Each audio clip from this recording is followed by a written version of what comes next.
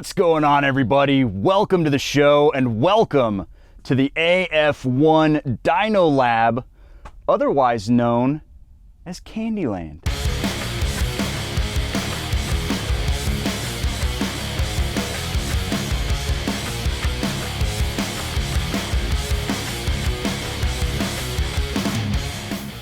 That is right, people. We're here at the AF1 Dyno Lab where we are going to be seeing exactly how much power this 2026 Aprilia 210 factory makes. But there's a twist, because we're not just going to be spinning this up on the dyno stock, because we, courtesy of the fine folks at Motivation, have ourselves a full system SC Project exhaust, as well as a sprint filter and a tuner. And then I may or may not have some secret goodies to install too. Now, if you were paying attention to the thumbnail, you saw this logo right here, which means that this is a part of the Aprilia Creator GP series, where I am going to be racing Chase and 650 Ebe. They have their own Aprilias, and mine is getting the secret sauce today to see if I can actually make it faster, because my bike has to haul me around and I'm bigger than those two guys. I have lost some weight, but still, any power I can add is gonna help.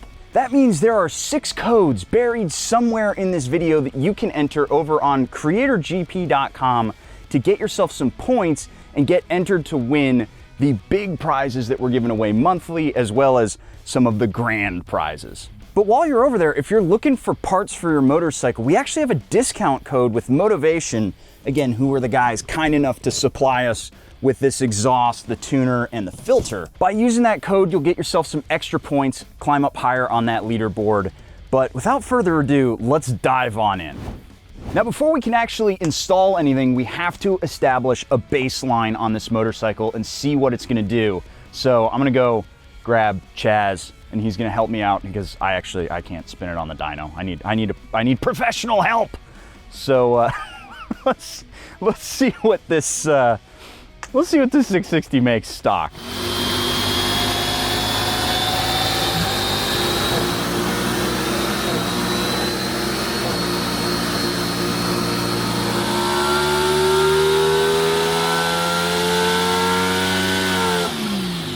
Okay, people, so we're in here. We just did the first of 3 dyno runs just to warm up the bike and make sure everything's looking good. And we got about 83 horsepower on the first one, and then 82, and then 82. There is a little bit of eccentricity with the dyno, a ghost in the system. We saw a little bit of a dip kind of in the middle of the power band. So we're just attributing that to a little bit of weirdness. But since this is the first of the 26s, we got some interesting results. You can see on that screen there, right there in that upper right-hand corner with the plus signs, that's the dyno map that we have. And you can see it's pulling all the way to the red line, and there's no little dip. And that other dip is on a 210 660 that has a race map. So what would you expect out of the dyno run when we put the exhaust on but no tune? Probably, I bet we might see, God, it's tough. Typically, I would say the peak horsepower would increase, but because this one never dropped off, I'm not sure we're gonna see that increase. Right. We may even see actually a drop in the torque curve until a tune's put on. Right. And then it'll surpass what we currently ran. And now it's time to install the exhaust. And I'm realizing now that I'm gonna be working on a hot motor. So I think I'm gonna do the airbox stuff first, just to give this some more time to cool down. By the way, people, I'm gonna turn the fans on in here, so it's gonna be loud. I'll turn them off whenever I gotta talk to you, but I'm in a sealed room and it's like 100 degrees outside, so I'm literally in an oven with a hot motorcycle. I'm so good at planning. That's better.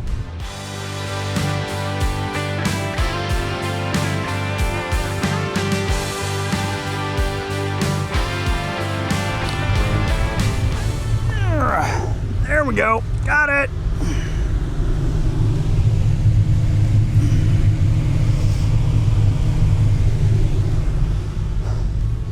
That was seriously one of the hardest fuel tanks I've ever pulled off a motorcycle.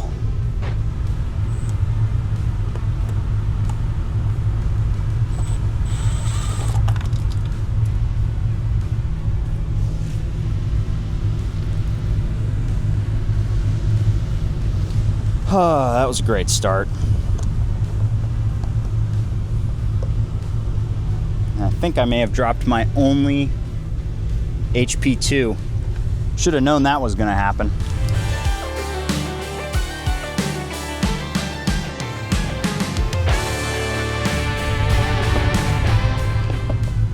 Ta-da! Well, filter's easy enough to swap.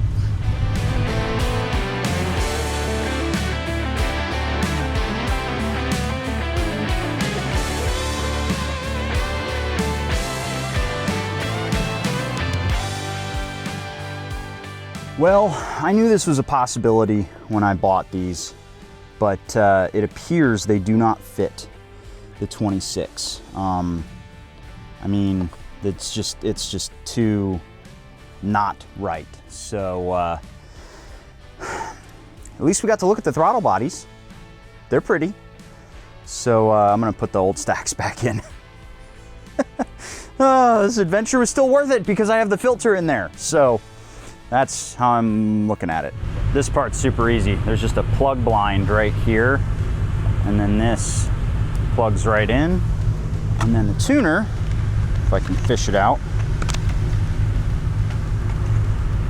plugs right in there. And it's green. Green means go. Yay! Well, if you saw the last episode, you saw me take this panel off. That was 2 days ago, so I have to take it off all over again.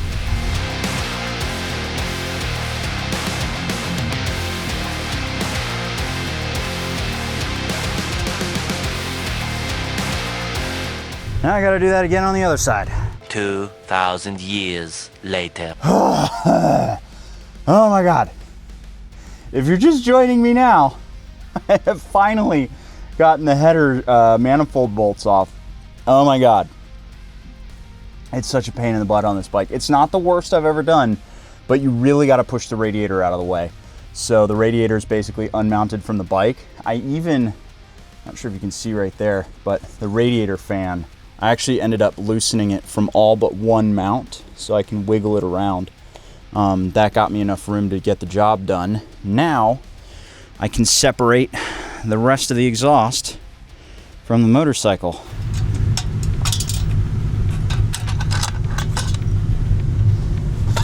Whoop, yep, there it goes.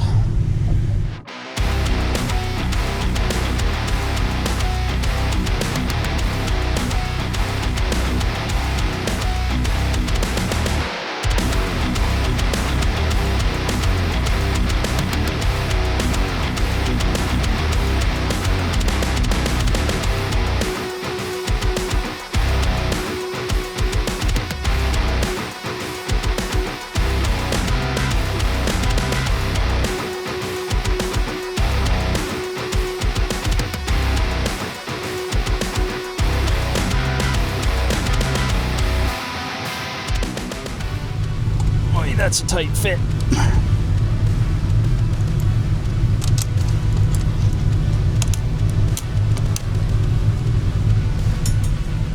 All right, I'll spare you the difficulty of actually running the bolts in, but I will show you me using the calibrated elbow to snug up those. That's pretty good. And just in case you're curious, I did ask an Aprilia tech what he uses, and he's like, yeah, calibrated elbow. So there is a spec, so I just don't really care to hunt it down.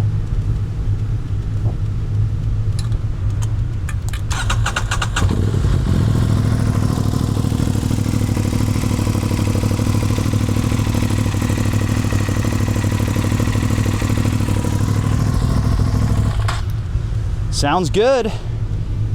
I do think I have a leak right here at this sensor though.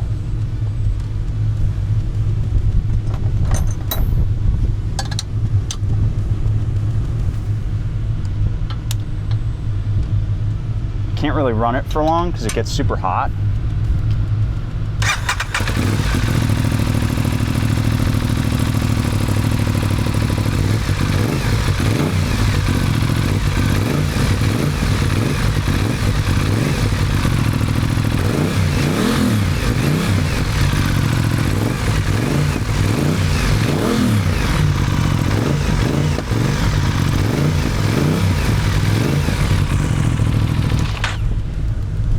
We're good. Tighten that down just a smidgen that bit more. Okay, now motorcycle go back together. Alrighty, last but not least, gotta clean down the exhaust, and I've been told by the guys in the shop to just use WD-40.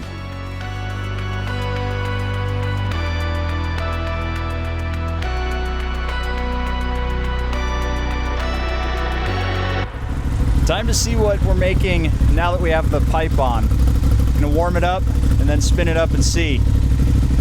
Interesting development though. There are no tunes available for the 2026 yet, so we got what we got.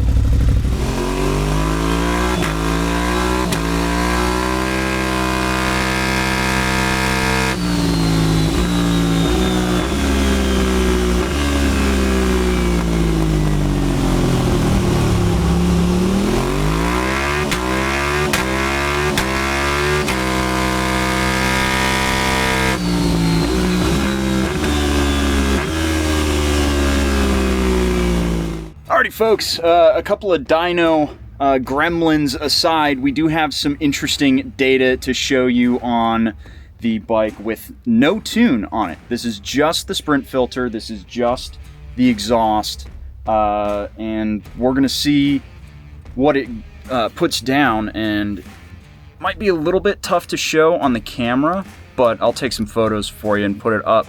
You can see the blue line is the new graph and the red line is the old one. So we're making 86.5 horsepower and 40 foot-pounds of torque. But what's more interesting to me is the area under the curve down here. There's a lot more happening at the low end. Now you're saying that could be some of the settings that we had to tweak. It could be some of the tweaked dyno settings, giving us maybe a horsepower to 2 of false horsepower that we're seeing on the graph, but the bike's running great and sounds great. Yeah. It's a happy bike. It's actually kind of funny because even though I haven't ridden it, I've been standing next to it, hearing it go, and it definitely sounds different. Obviously we have the big exhaust, but you can just tell when a motor's running a little bit happier. It felt way choked up from the factory. And I'm really hoping that increase down low, we can feel that when we get out on the road. The plan initially was to tune the bike, but we did some looking, and didn't think that through, did we? No, that would have been smart to check before we put it on the dyno, but they're still in development. We could have thrown a 660 tune on there, but we were thinking that it might make the bike unhappy. I think the RS660 tune with the 2.0 would cause some red flags just in the ECU itself. Yeah. We wouldn't know what to do with it. Okay. So we're just going to have to wait and see. I'll keep my eye on the Gabbro app, because as soon as they start rolling stuff out, I've got myself a free license for one of their tunes. So fingers crossed they come out soon before we have to do the actual race. But I'm taking it to COTA tomorrow, and we're actually going to be shaking it down. So that's going to be a lot of fun. But man, thanks for helping me out today. You're welcome. It's always really cool to actually spin a bike on the dyno and see what it's making. And now it's time to head out on the road and see how that extra horsepower feels out in the streets. Well, now we're out on one of my favorite little test roads here, but before we actually hit the road, couple of things. So I have already taken this bike to COTA. I'm filming it after my COTA day, so I'm very familiar with the power delivery on this motorcycle now. But one of the things I wanted to talk about is actually the underpan. So originally I saw a bunch of people saying that they didn't like the look of the bottom of this motorcycle, that it feels a little half finished, especially since the bread box here had some like covers and stuff on it. Now, I totally get what you were saying. Me personally too, I also wanted to get one of those like belly pan things to see if I could complete the look. But now with this one long pipe, it's looking a lot better. It definitely feels more intentional this way. And you can also see how it's bluing up. It's stainless, not titanium, which is why it's gone gold in this way instead of blue. But we do have some nice blue spots in there. Absolutely gorgeous exhaust. Although, because I have the baffle in, I do think I'm blowing some of the packing out around this spot here. So I reckon if I took the baffle out, that issue would go away. Not a big issue, honestly. So first thing I want you guys to hear is just neutral throttle, right? Neutral throttle, it's a little bit louder than it was. It's a little louder, like it's definitely a little punchier, but you were getting a lot of noise out of this motorcycle already at neutral throttle. It's not that much louder, and honestly, I like that, because you don't want to put a super loud exhaust on your bike, especially something that's going to be your street bike, because it's just annoying after a while. When you go on a long ride, it gets super annoying. But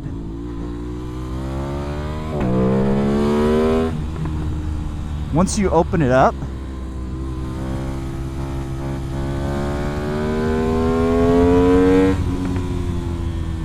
you're getting a lot more of the personality out of this bike. I think originally with the stock exhaust, we were getting more intake noise than exhaust noise.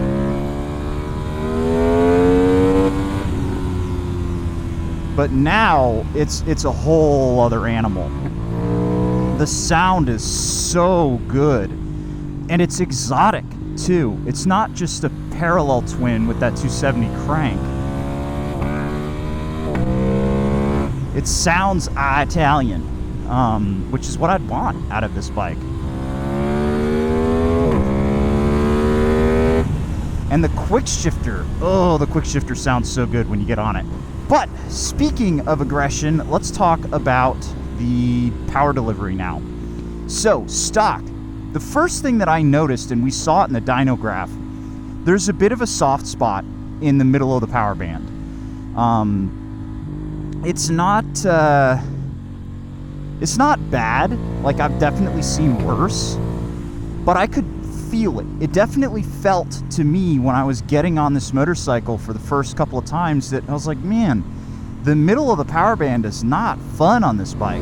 Like, once you get to the top, it really starts to come alive, which is what we saw. It basically just pulled all the way to redline. It never gave up. There's no overrun. And there was a ton of great low-down torque. There's so much good punch out of this bike. But now, it really does feel like we've added horsepower. I know Chaz said that because of the dyno tweaks that he had to do to get us some consistent runs, it may be reading higher. But the butt dyno, it's not just, auditory horsepower. I'm feeling a lot more punch down low. Let me get to a straighter spot here. Like I've got the wheelie control on right there, and the front wheel is just hovering the whole time. First gear, it is struggling to keep the wheel down. It is struggling. And that is with my fat ass on here. And it's not just me who's noticed this. Chase has done his exhaust, and he asked me, and he was like, what are you feeling out of the bike? And I'm like, oh, dude, I don't know because I haven't ridden it, but I can tell you right now, it's making more power. And he's like, I feel it. I definitely feel it. Now that we're stuck behind this caddy here, it gives me a good opportunity to just talk about sort of the neutral throttle behavior. which is really wonky on a lot of motorcycles out of the factory. And it feels better on this motorcycle now. It just feels so much better. Don't get me wrong, there is plenty that could be improved. The on-off throttle is kind of aggressive. Like it's not great. But once the throttle bodies are open, yeah, man, just not trying to be weird about it. When the throttle bodies are closed, there's a lag between opening the throttle and go. So it feels like you can open the throttle harder than you mean to before the bike kicks you in the ass and you start moving. But once the throttle bodies are open, you've got the throttle open, going from neutral to some throttle is so nice. It just feels so much better. And I can tell you, on the racetrack, holy cow. Holy cow. But speaking of the racetrack, that is actually where you're going to see this thing next, because I'm taking it over to Coda. I already did. I am filming this after I did that. But yeah, you're going to see my first impressions on the racetrack. And I'm going to tell you right now, just as like a little teaser, I am so much faster. I am so much faster on this bike than any other motorcycle I've ever taken to a racetrack. So yeah, stay tuned for that. A huge shout out to the folks at Motivation for getting this bike all hooked up. There are some more parts that I will be throwing at it. I am actually going to pull the shock out, and we're going to put a new spring on there, one that's actually set for my weight. My suspension guy was like, once we do that, your suspension's going to be fine, because your front end is set for your weight, the rear end is set for Marc Marquez. So whatever, that'll be easy. And then it's time for me to put the smackdown on Chase and Eve. There's, like I said, a handful of other parts that'll be going on there, because I did break that while I was at the racetrack. There's like a little bead in there that got caught and snapped, so gotta fix that.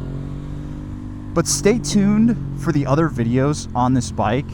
I am super excited to get this thing up to NJNP now. God, it's a freaking animal, dude. It is a freaking animal. And still, it's like one of the cheapest middleweight hyper nakeds out there. So many people are sleeping on this bike. Catch you guys in the next one. See you later.